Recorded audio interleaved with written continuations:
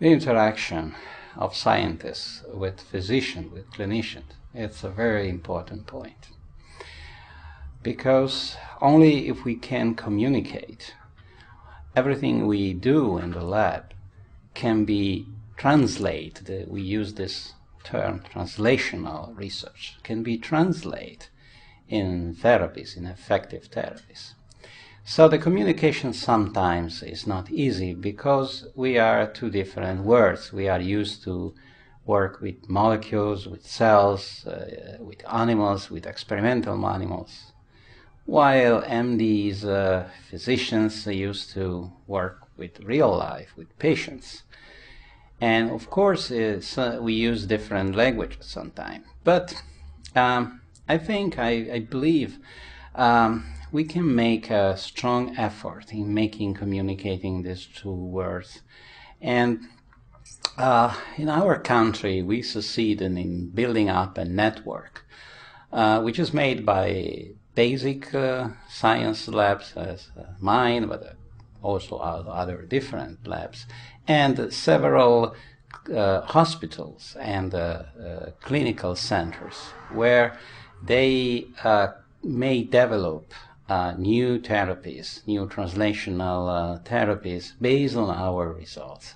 And we used to sit down around the table and try to explain our different points. Sometimes it's not easy, but it's very useful.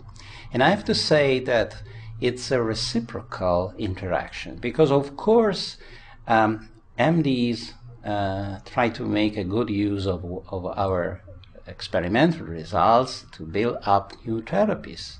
But for us, it's very important the feedback coming from the Department of Medicine or medical ward, because all the information they can send to us about how patients are, how markers of these patients are going, how the effects of the therapies are very useful to us to adjust the new therapies, to revise what we are doing. So it's a very interesting experience, and it's also challenging because at the very end, what is important is patient life.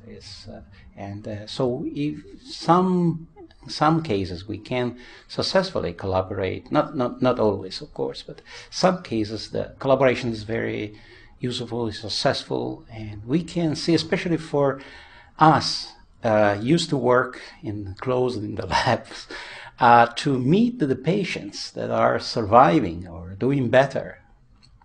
Even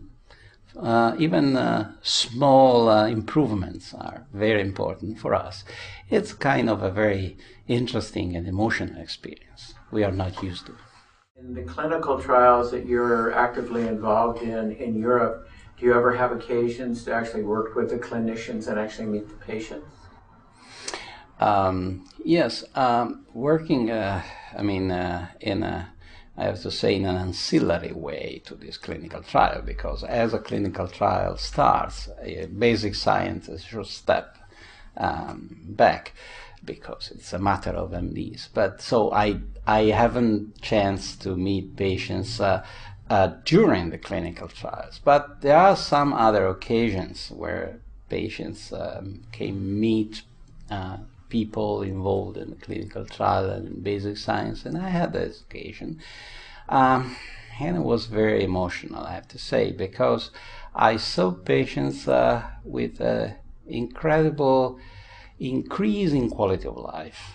Mesothelioma is a very impairing cancer. People have difficulty to breathe, in a very bad condition. And after this therapy, no matter if the therapy was successful getting rid of cancer or was just stabilizing the disease, but one thing was more important: the quality of life really improved. So these people were active, were, as I say, happy as possible. And they were very cheerful, of course, with all the MDs, but they also recognized our work in the lab. And so it was kind of emotional experience, emotive experience, because, we are all the time close in the lab, we don't see patients. And to see that what we are doing could help an individual to feel him better. It's something very, very special that I never experienced before.